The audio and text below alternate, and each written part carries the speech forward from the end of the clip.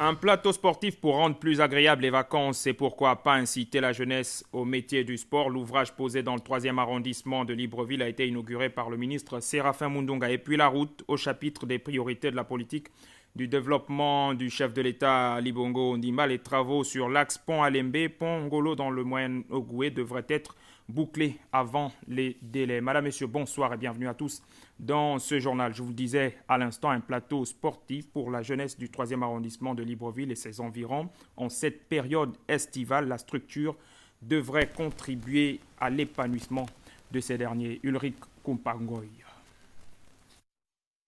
Le secrétaire général de la présidence de la République, Laurent Gagondjou, et le ministre en charge de l'Éducation nationale et des Sports, Séraphin Mundunga, étaient présents lors de l'inauguration du nouveau plateau sportif d'Akwembe, situé dans la zone d'Akeme-Djogoni, en face de Sogatra. D'une superficie de 7100 m², de 2 bâtiments, d'un terrain de tennis, de basket, d'handball et de volleyball, ce plateau sportif permettra aux jeunes du 3e arrondissement d'exercer des activités sportives en toute tranquillité. L'initiateur de ce projet, le député du premier siège du 3e arrondissement de Libreville, s'est dit satisfait de l'ouverture de ce nouveau centre sportif. En 2009, nous étions alors en pleine campagne présidentielle et l'élu du siège que je suis a exprimé aux candidats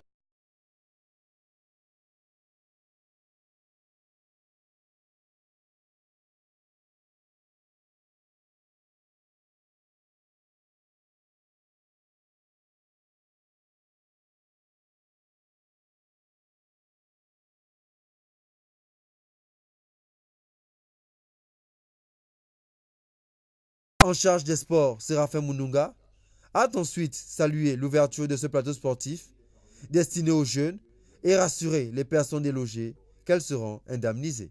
Il y a eu des riverains qui ont cru qu'ils devraient être expropriés sans indemnisation et qui ont exprimé quelques craintes. Il n'y a pas de crainte à en avoir. Nous savons que les Gabonaises et les Gabonais ont besoin d'avoir des habitations et qu'il est hors de question, conformément aux instructions que nous recevons du président de la République, chef de l'État, de déguerpir les compatriotes sans au préalable leur apporter l'indemnisation leur permettant de se reloger. Le ministre en charge des sports a ensuite procédé au découpage du ruban, puis a effectué la visite des infrastructures et des espaces de jeu, en présence du secrétaire général de la présidence de la République et du ministre délégué à l'éducation nationale, Ernest Onewin. Un terrain de football et une piste d'athlétisme seront construits pour permettre aux férus du ballon rond de disputer des matchs de football. Session annuelle des gouverneurs de l'ACBF. À l'issue de cette rencontre, le ministre gabonais du budget, Rose Christiane Osuka Raponda, a été élue présidente de la Fondation pour le renforcement des capacités en Afrique, Djerimbougou Bivigou Arnaud Mengue. Sont une priorité pour l'Afrique à l'ère de la mondialisation que ces assises se sont tenues. En termes de premières retombées, la ministre du budget, des comptes publics et la fonction publique du Gabon remplace celle du Nigérien. Et ce n'est pas tout. La Fondation Les CBF nous accompagne depuis 2001 déjà. Moi qui vous parle, j'ai bénéficié des formations de l'ECBF, c'était en 1996. J'ai assisté à plusieurs en 1998 également, en 2000, à plusieurs séminaires à Dakar, également au Cameroun, dans le cadre de la BEAC ou de la BCAO. Ce sont des formations très pointues. Elles nous accompagnent dans le cadre de la formation des femmes. Je crois que vous saviez, mesdames et messieurs les journalistes, qu'il y a le CENAF qui accompagne les femmes en vue qu'elles soient indépendantes, qu'elles puissent exercer des activités qui sont génératrices de revenus. Elles accompagnent également le réseau des femmes ministres et parlementaires. Elles accompagnent également nos institutions dans le cadre des contrôles. Et je peux vous dire, on a des contributions, ils font des dons. Et ce n'est pas remboursable. L'hospitalité gabonaise a été encore démontrée avec ce dîner offert par le Premier ministre au gouverneur ACBF d'une quarantaine de pays. La culture gabonaise n'était pas en reste.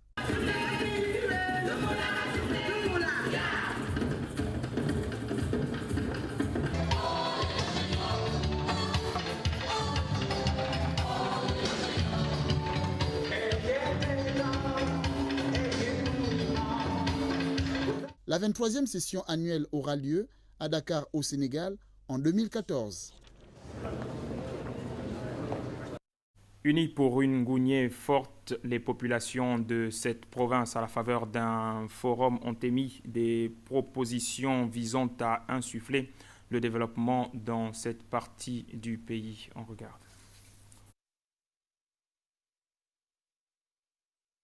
L'Angounié dispose désormais d'un document cadre qui servira à bâtir un plan de développement local en phase avec le plan stratégique Gabon émergent, adapté à chacun des 9 départements que compte la province.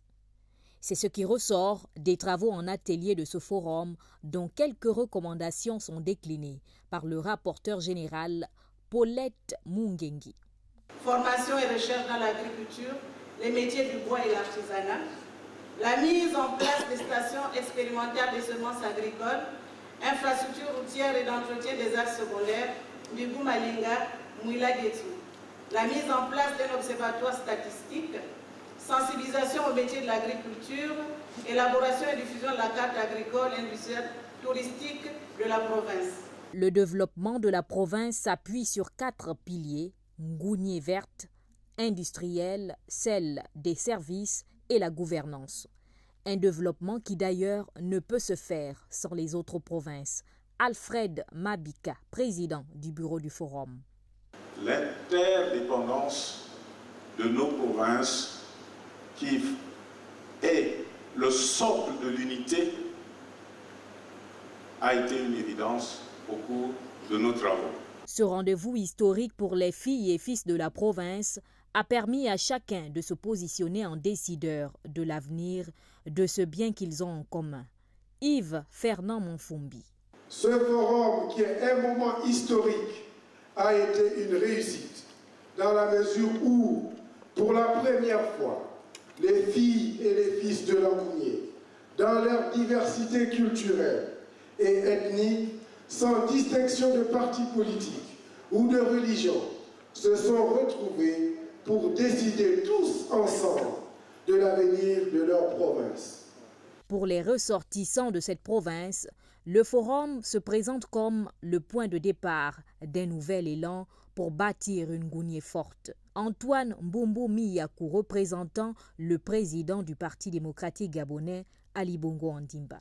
Je souhaite que vous soyez animés de la même détermination pour mettre en œuvre les recommandations formulées à l'occasion de ce forum qui doivent se traduire par des résultats concrets au bénéfice des populations.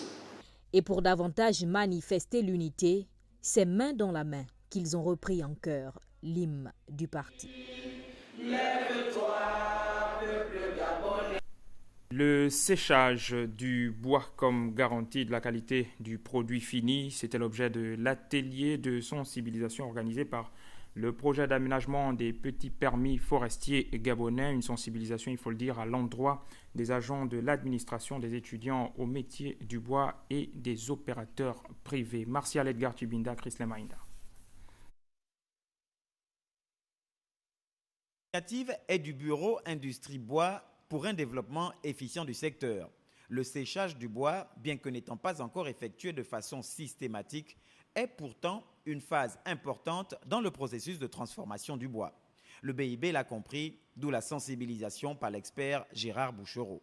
Beaucoup de personnes qu'on qualifie de troisième transformateur du bois ont des très bonnes compétences, des bons savoir-faire au niveau de l'usinage du bois, font des très beaux ouvrages, mais malheureusement, ils sont contraints, pour des raisons qui sont un peu compliquées à expliquer, de travailler sur des bois qui ne sont pas suffisamment secs. Ce qui, par la suite, peut générer des désordres, des formations d'une porte, des éléments de ce type-là. Donc la réflexion, c'est d'essayer de pousser au maximum les entreprises. Ce sont les faiblesses constatées en matière de technologie de séchage du bois qui ont amené l'équipe du BIB de Nsitou Mabiala à cette sensibilisation à l'endroit aussi bien des agents de l'administration, des étudiants que des opérateurs privés. Et le message est bien passé. Dans notre métier, si votre bois n'est pas bien sec, vous ne pouvez pas faire donc un bon travail. Que ce soit les ouvertures, que ce soit les bénisseries, il faut toujours avoir le bois bien séché. Et effectivement, pour faire sécher le bois, il faut avoir des machines appropriées. Lorsque le bois a une forte variabilité dimensionnelle, bien évidemment, il y a un niveau de nervosité du bois qu'on maîtrise. Le problème, absolument, c'est utiliser du bois séché pour avoir des produits de bonne qualité. Selon le chef du projet, le bois abattu contient effectivement beaucoup d'eau, ce qui a une influence certaine sur ce que l'on appelle communément le jeu du bois. Le séchage s'avère donc être un passage obligé et l'objectif du BIB est que cette opération soit incluse dans le processus de fabrication à base du bois. Je vous le disais au sommaire de cette édition d'information, la route au chapitre des priorités de la politique de développement du chef de l'État Ali Bongo Ondimba sur l'axe Pont-Alembe-Pont-Ngolo. Les travaux devraient être bouclés avant les délais de 12 mois au grand bonheur des automobilistes. Jean-Raoul Mbadinga. Mètres de route à exécuter en 12 mois sur le tronçon Pont-Alembe-Pont-Ngolo.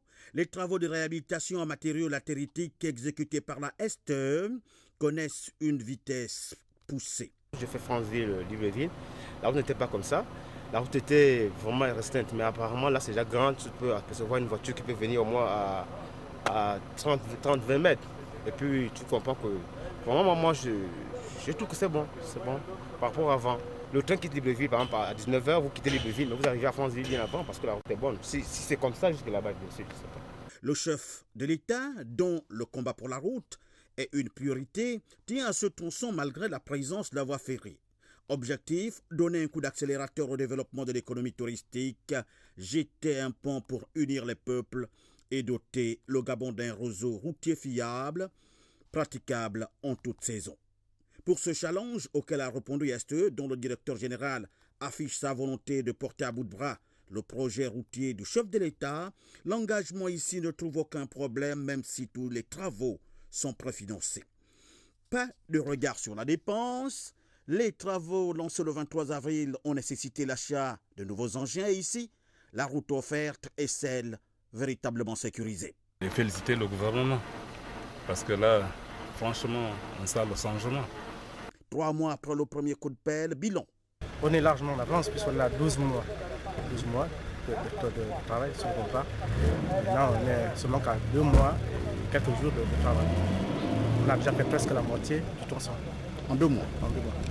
Donc, vous êtes satisfait du travail mené par la STE ici? Effectivement, c'est tout à fait bien fait et bien appliqué, comme veut les règles de l'art.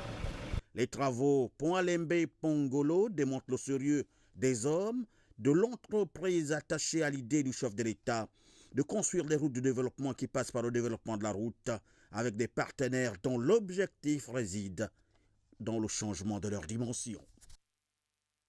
Le secrétaire général de la section ADEMA du Gabon informe la communauté malienne de l'arrivée dans quelques minutes, précisément à 21h, de Dramane Dembélé, candidat à la présidentielle de juillet prochain au Mali. Une prise de contact avec ses militants est prévue demain à 14h30 au gymnase de Lomé.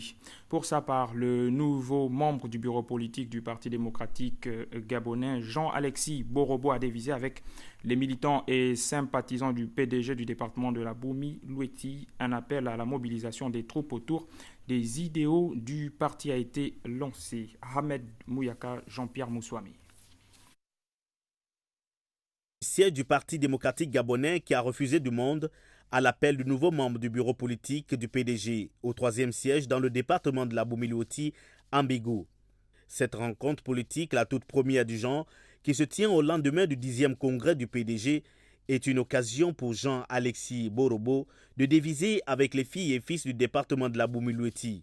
Il était tout à fait normal qu'aujourd'hui nous rencontrions des militants du 3e siège du département de la Boumi-Loueti installés à Libreville pour leur dire qu'aujourd'hui le distingué camarade président nous a fait confiance, alors nous sommes à la hauteur pour répondre aux attentes et à la confiance qu'il a placée en nous.